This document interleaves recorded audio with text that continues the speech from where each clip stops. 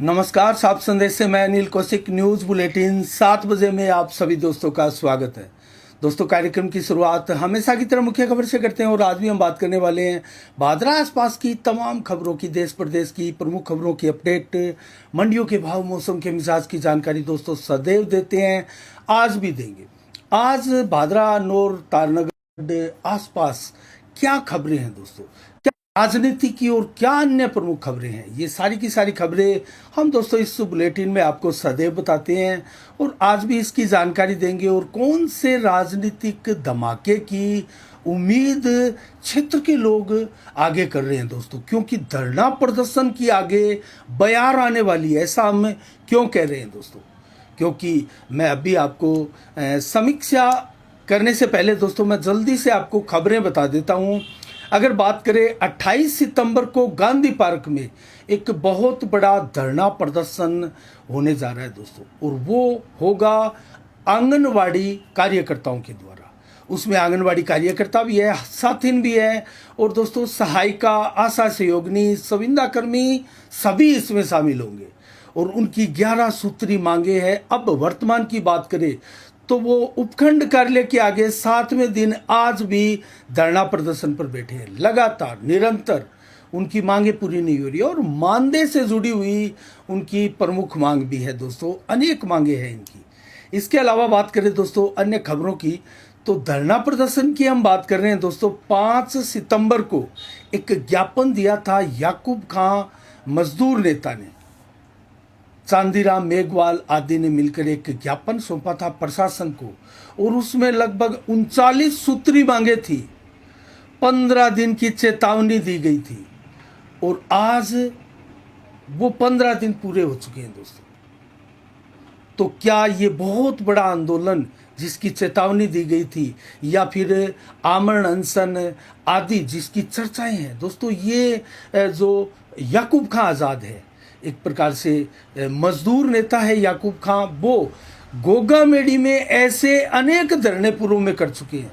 इस प्रकार से अनेक धरने प्रदर्शन करके सफलतापूर्वक उनको अंजाम तक पहुंचाया है। और इस बार 39 सूत्री मांगों में उनकी मांगे प्रमुख रूप से क्या है, अगर बात करें बिजली, पानी, सिंचाई पानी, पेयजल, सीवरेज में हुआ भ्रष्टाचार हो, पालिका में पट्टों में धांधली हो, या फिर अतिक्रमण की समस्या हो, पानी निकासी की समस्या हो, आदि आदि पूरे भादरा विधानसभा क्षेत्र की समस्या है। उसमें फसल बीमा क्लेम भी शामिल है दोस्तों। तो इन सारी समस्याओं को लेकर याकूब खां मजदूर नेता अब क्या करने वाले हैं दोस्तों, ये देखने वाली बात भी है। और अगर हम बात करें धरना प्रदर्शन की, तो 20 दिन का समय दिया था भिरानी का। लगातार धरना प्रदर्शन आप देख रहे हैं जारी है, 40 दिन से ऊपर हो चुके हैं और उनकी कुछ मांगे मान ली गई थी, लेकिन अब दोस्तों दोबारा से वो मांगे जो है, क्योंकि पड़ाव जारी है अभी भी भिरानी में और 20 दिन पूरे होने वाले हैं, तो क्या ये धरना प्रदर्शन भी उग्र हो सकता है, भूख हड़ताल में बदल सकता है, चक्का जाम में बदल सकता है। लगभग अगर राजस्थान की बात करें तो 30 से अधिक विभिन्न विभागों के कर्मचारी हड़ताल पर है दोस्तों। विभिन्न उनकी मांगे हैं जो सरकार ने पूरी नहीं की है। तो आने वाला समय जो है भादरा के लिए इस प्रकार के धरना प्रदर्शन आंदोलन का समय भी रह सकता है और कुछ ही दिनों में आचार संहिता भी लगने वाली है। तो क्या इससे धरना प्रदर्शनों का दौर आचार संहिता में भी जारी रहेगा दोस्तों, देखने वाली बात है, क्योंकि आचार संहिता में इस प्रकार की कार्रवाई जो है वो नहीं होती है और आचार संहिता में सिर्फ आप चुनाव प्रचार कर सकते हैं और इस प्रकार का प्रोटेस्ट जरूर कर सकते हैं, लेकिन आमरण अनशन, चक्का जाम, इस प्रकार की घटनाओं को नहीं देखा गया आचार संहिता में। तो देखते हैं दोस्तों क्या होता है, क्या नहीं होता है, किस प्रकार की आगे कवायद भादरा क्षेत्र में होने वाली है। अगर बात करें अन्य खबरों की, तो आज दोस्तों डोभी रोड पर एक बस जो कि राजस्थान रोडवेज की थी, हनुमानगढ़ डिपो की बस, वो कार के साथ दुर्घटना होते होते बाल बाल बची और एक्सीडेंट को टालने के लिए ड्राइवर का बैलेंस जो है वो अनियंत्रित हो गया और एक हल्के खड्डे में सड़क किनारे वो बस जो है वो टेढ़ी हो गई और उसमें सवारियों से भरी हुई बस थी दोस्तों वो, गनीमत रही, किसी भी सवारी को यहाँ चोट नहीं लगी। और इसके अलावा बात करें दोस्तों अन्य खबरों की, तो आपको याद होगा विवेकानंद अस्पताल के आगे 2 लाख रुपए की लूट हुई थी। वो शख्स कौन था पता नहीं लग पाया था, लेकिन वो लूट हुई थी, उसकी चर्चा थी और वहाँ कुछ लोगों ने इसकी पुष्टि भी की थी और वो खबर हमने भी बताई थी। आज दोस्तों उस लूट को लेकर पुलिस थाना भादरा में एक मामला दर्ज हुआ है और ये मामला दर्ज करवाया महेंद्र सिंह पुत्र सिंह राम सुथार। दोस्तों उन्होंने ये मामला दर्ज करवाते हुए बताया कि 13 सितंबर की बात है, जब वो विवेकानंद अस्पताल के सामने एक परचून की दुकान के आगे अपनी कार खड़ी करता है और उससे पहले बैंक से 2,22,000 रुपये वो निकाल के लेके आया था। कहीं ना कहीं यहीं से कुछ उपद्रवी लोगों ने, जो लूटमार करने वाले लोग हैं, चोरी करने वाले लोग हैं, रेकिंग करनी शुरू की होगी और उनको पता था कि बैंक से पैसे निकाले गए हैं और ये कहाँ जाएगा, किस प्रकार हमें मौका मिलेगा या नहीं मिलेगा। चोर उनके संभवतः पीछे थे और उसके बाद में दोस्तों वो विवेकानंद अस्पताल के आगे सामने आते हैं और अपनी गाड़ी खड़ी करते हैं और जो 22,000 रुपये ऊपर के होते हैं वो उस परचून की दुकान पर देने के लिए, क्योंकि वो सामान वगैरह लेकर जाते हैं तो वो दुकान पर देने के लिए भीड़ भादरा के ये है, तो वो दुकान पर चले जाते हैं और पीछे से जिस लिफाफे में शेष 2 लाख रुपए होते हैं वो जब वापस आकर संभालता है तो वो 2 लाख रुपए सीट के ऊपर से गायब मिलते हैं। गाड़ी खुली थी और यही लापरवाही हुई दोस्तों। कहीं ना कहीं ये लापरवाही भारी पड़ी, 2 लाख रुपए से हाथ धोना पड़ा और उसको लेकर अब सीसीटीवी फुटेज खंगाले जा रहे हैं उस दिन के, जो 13 सितंबर की ये घटना थी। तो क्या इसका सुराग मिलेगा और क्यों इतना लेट किया इस शख्स ने एफआईआर दर्ज करवाने में, क्या कारण रहा? 13 सितंबर की ये घटना थी और आज 21 सितंबर है, तो क्यों इतने दिन लेट ये घटना दर्ज करवाई जा रही है?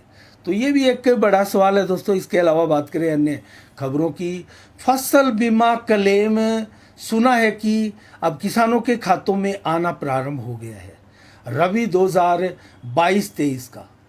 तो क्या किसानों के खातों में आ रहा है? दोस्तों कहीं ना कहीं किसान अगर हमारा वीडियो देख रहे हैं तो हमें अवगत जरूर करवाएं और कमेंट्स बॉक्स में हमें बताएं कि किस प्रकार ये फसल बीमा क्लेम आ रहा है और आपके गांव में कितना बीमा क्लेम आया है। इसकी जानकारी जरूर दोस्तों दे, ताकि स्थिति स्पष्ट हो। और जैसे 2-3 दिनों से दोस्तों ये खबरें हैं कि फसल बीमा क्लेम जो है आ रहा है, लेकिन यहाँ कोई पुष्टि नहीं हो रही है कि कोई किसान ये नहीं कह पा रहा है कि मेरा फसल बीमा क्लेम आया है। ऐसा हमने अभी तक नहीं देखा। तो क्या ये अफवाह है या फिर इसको लेकर सच्चाई क्या है? आगे हम इसको लेकर विस्तार से पूरा डिटेल के साथ आपको समाचार इसका फसल बीमा क्लेम से जुड़ा हुआ जरूर बताएंगे। और इसके अलावा बात करें दोस्तों, आज पीएम नरेंद्र मोदी के नाम एक ज्ञापन दिया गया मरु प्रदेश की मांग को लेकर। मरु प्रदेश राजस्थान, और चर्चा भी पिछले दिनों से चल रही है जब से विशेष सत्र चल रहा है दोस्तों केंद्र का, संसद का, और महिला बिल जो लेकर आए आरक्षण को लेकर, उसको लेकर भी बात करेंगे। लोकसभा में तो कल पास हो गया, 454 वोट पक्ष में मिले थे और 2 वोट इसके बिल के विरोध में पड़े थे। वो असदुद्दीन ओवैसी की पार्टी और उनके द्वारा वो 2 वोट जो है वो डाले गए थे। कहीं ना कहीं वो मुस्लिम महिलाओं का मुद्दा आरक्षण का उसमें उठा रहे थे, तो उन्होंने इसका विरोध किया। तो अब आज राज्यसभा में इसको पेश किया गया और 23 तारीख तक, 23 सितंबर तक, कल तक विशेष सत्र चलने की बात थी। लेकिन अभी इसकी सूचना दोस्तों आई है जस्ट अभी कि ये सत्र आज ही कंप्लीट हो सकता है और आज रात्रि को 10 बजे तक राज्यसभा की कार्रवाई चल सकती है और इसमें वोटिंग होकर ये विधेयक राज्यसभा में भी पास हो सकता है। उसके बाद में ज़रूर इसमें लागू होने में समय लगेगा। हम आपको बताएं तो ये लागू दोस्तों कहीं ना कहीं 2029 का जो चुनाव होगा उसमें जाके लागू होगा, क्योंकि जो पेचीदगी है महिला आरक्षण बिल में दोस्तों वो लोकसभा और राज्यसभा में पास होने के बाद में भी कुछ इसकी औपचारिकताएं रहेगी, और परिसमन हो या फिर दोस्तों परिसमन में भी देरी लगती है, तो परिसमन भी होगा। और इसके अलावा दोस्तों जनगणना जो होगी, जो लेट हो रही है, 2021 में होनी थी 2021 में, और कोरोना काल के चलते आदि इसमें विलंब आगे से आगे आते गए, और अब वो 2026 को होगी। तो 2026 को जनगणना के बाद और उसके बाद में परिसमन के बाद ये जो विधेयक है, महिला आरक्षण विधेयक, ये उसके बाद मिलेगा दोस्तों। और लोकसभा की जो सीटें हैं वो भी बढ़ सकती हैं दोस्तों। अभी 543 सीटें हैं, और ये सीटें जो है 543 वो कब से चल रही है, 1972 में जो लोकसभा का परिसमन हुआ था दोस्तों, उसमें 543 सीटें निर्धारित की गई थी। उसके बाद में कोई इस प्रकार का परिसमन नहीं हुआ कि सीटों का निर्धारण हो, सीटें बढ़ी। लोकसभा की 543 सीटों से बढ़कर अब 888 सीटें हो सकती है लोकसभा की, और राज्यसभा की सीटें 245 से बढ़कर कहीं 384 की संख्या तक पहुंच सकती है। तो 2026 की जनगणना के बाद ये लागू होगा। और परिसमन और जनगणना ये बहुत महत्वपूर्ण पहलू है दोस्तों। जटिल प्रक्रिया है, धीमी प्रक्रिया है, और इसके बाद में और इस बार जो जनगणना होगी वो भी डिजिटल होगी दोस्तों। तो राज्यसभा में कितने वोट मिलेंगे, देर रात तक संभवतया इसको लेकर वोटिंग होगी, और आम चुनाव 2029 में जो होंगे उसी में कम से कम ये लागू होगा।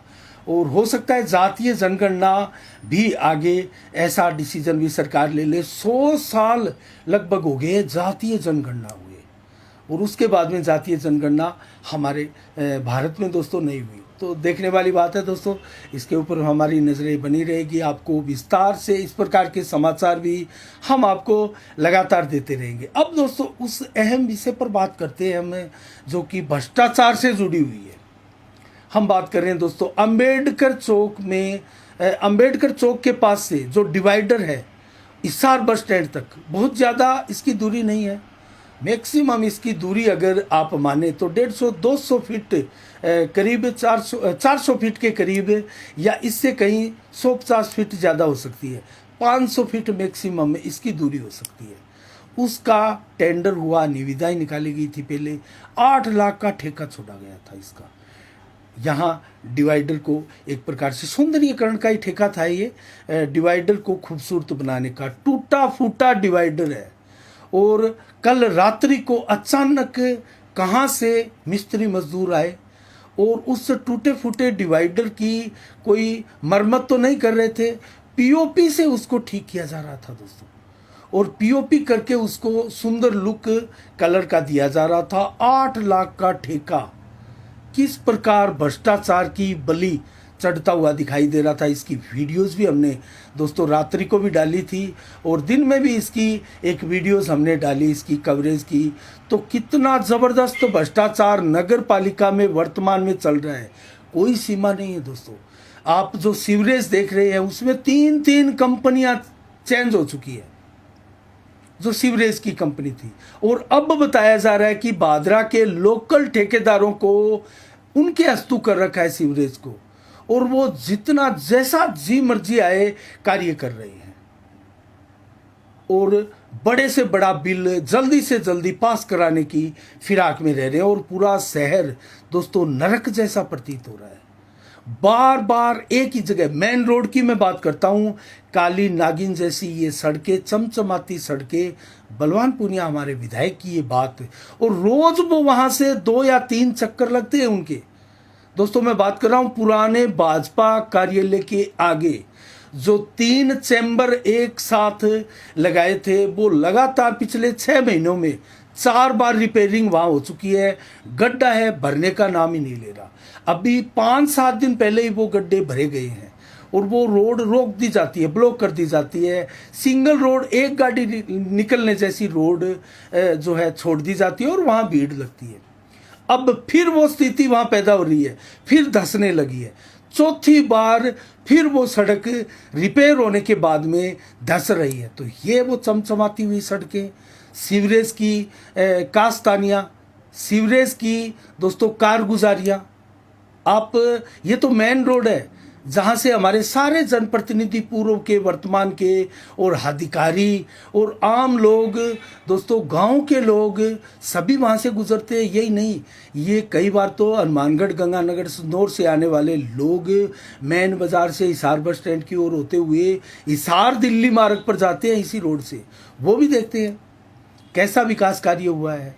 महीने पहले बनी सड़क टूट रही है दोस्तों, कैसा ये कार्य। और ठीक अस्पताल के आगे इसी मेन रोड पर 3 बार वो सड़क जो है वहाँ बड़ी दूरी में 10-15 फीट का जो घेरा है दोस्तों, वहाँ टूटती है, धंसती है, गड्ढा भर दिया जाता है, निर्माण रिपेयर कर दिया जाता है। आज फिर वो उसकी हालत जो है वो गड्ढा दुर्घटना को आमंत्रण देने वाला बन चुका है दोस्तों। बार बार ऐसी, और जो 2 महीने तक रोके रखा था रोड को, नगर पालिका के आगे मेन रोड जो कस्बा भादरा में प्रवेश करती है, वो 2 महीना रोके रखा था उसको। अब वो जो उसको अच्छा भी रखा गया, उसमें दोस्तों पानी डाल के और जमावट भी की गई थी, खुला रखा गया था ताकि ये पूरी जमावट के साथ ये जम जाए। उसके बाद में इसके ऊपर निर्माण कार्य होगा और उसके बाद में उसके ऊपर इंटरलॉकिंग सड़कें लगा दी गई। और बताया ये जा रहा है कि उस पूरी सड़क का पेमेंट उठा है दोस्तों, लेकिन हम इसकी पुष्टि नहीं करते हैं। ये आरोप कुछ पार्षद ही लगा रहे हैं, हम इसकी पुष्टि नहीं कर रहे हैं, क्योंकि बीच में पट्टी में जो है इंटरलॉकिंग सड़कें दाब दी गई। तो पूरी सड़क का तो कैसे उठेगा? अगर उठेगा तो ये भी बहुत बड़ा घपला और घोटाला है। वो भी धंसने लगा है। अब एक बार फिर वो आचार संहिता लगते लगते ये रोड ब्लॉक होगा दोस्तों। ये है भादरा सीवरेज का कार्य। किसी भी गली में आप चले जाएं, किसी भी वार्ड में आप चले जाएं, सीवरेज से हाल खराब है दोस्तों। तो ये चीज़ें हैं जो विधायक दबाव नहीं डालते हैं नगर पालिका सत्ता पक्ष के लोगों पर, चेयरमैन महोदया पर। जबकि मीटिंगें होती है तो पुरजोर तरीके से उनकी फेवर करते हैं। और विधायक के बगैर आजकल पिछले कई सालों से इसी शासनकाल में, पहले ऐसा कभी नहीं हुआ कि विधायक के बगैर कोई मीटिंग नहीं हुई, होती थी लेकिन अब नहीं हुई है। और ना कोई वार्षिक मीटिंग है, ना कोई छमाही मीटिंग है, ना कोई मानसून पूर्व की तैयारियों को लेकर मीटिंग है। किसी प्रकार की मीटिंगें नहीं हो रही है। असंतोष है सत्ता पक्ष के भी कुछ पार्षदों में, लेकिन किसी का भी काम नहीं हो रहा है। वर्तमान में पूरे नगर पालिका क्षेत्र का, भादरा का हाल बुरा है दोस्तों। अब बहुत बड़ी खबर हम भारत के लिए बताएं, दुनिया के लिए बताएं तो दोस्तों, विक्रम लैंडर और प्रज्ञान जो चंद्रमा की धरती पर लैंड करके वहाँ कई दिनों तक, 14 दिनों तक करीब काम किया था और सूचनाएं भेजी थी। मिशन लगभग पूरा था, लेकिन उसके बाद में अब कल जब 22 सितंबर का समय होगा तो 14 दिन बाद में फिर चंद्रमा की उस धरती पर, दक्षिण ध्रुव पर सूरज की किरणें पड़ेगी। और सूरज की किरणें पड़ते ही दोस्तों ऊर्जा, सूरज की ऊर्जा से पुनः चार्ज होकर क्या विक्रम लैंडर जो है वो काम करने लगेगा। ऐसे संकेत वैज्ञानिकों को मिले हैं कि विक्रम लैंडर हर हाल में काम करेगा और दोबारा पुनः जीवित हो उठेगा। हालांकि वो कोई मरा नहीं था, खराब नहीं हुआ था, लेकिन वो एक प्रकार से एक बार निष्क्रिय हो गया था, क्योंकि जो चंद्रमा की इस धरती पर टेम्परेचर जो है वो दोस्तों लगभग -200 डिग्री सेल्सियस तक चला जाता है। ऐसे में सब कुछ चारों ओर बर्फ जैसा एक प्रकार से ठंडा, वहाँ हालांकि बर्फ की ओर मौजूदगी तो नहीं है, लेकिन टेम्परेचर जो है -200 डिग्री सेल्सियस दोस्तों, ये बहुत ज़्यादा है, पृथ्वी से कहीं ज़्यादा। तो ऐसे में विक्रम लैंडर जो है वो काम करना बिल्कुल बंद कर चुका था। अब कल जैसे ही सूरज की किरण पड़ेगी उसके ऊपर, तो क्या दोबारा वो काम करना शुरू करेगा, और इस बार काम करना शुरू करेगा तो कितनी महत्वपूर्ण जानकारियां वो पृथ्वी के लिए और पूरे भारत के लिए, दुनिया के लिए भेजेगा, ये बड़ी बात है। और दोस्तों मैं आपको बताऊं 25 अगस्त को इसकी लैंडिंग हुई थी चंद्रमा पर, और 14 जुलाई को ये हरिकोटा से दोस्तों उड़ान भरकर प्रक्षेपित हुआ था, और उसके बाद में 40 दिन बाद ये चंद्रमा की धरती पर इसने लैंड किया था। और 22 सितंबर को कल फिर 14 दिन पूरे हो रहे हैं कामकाज के बाद में, उठने का समय है। क्या लैंडर उठता है, ये देखने वाली बात है। आज के लिए इतना ही। 21 सितंबर को आज क्या विशेष दिवस है दोस्तों?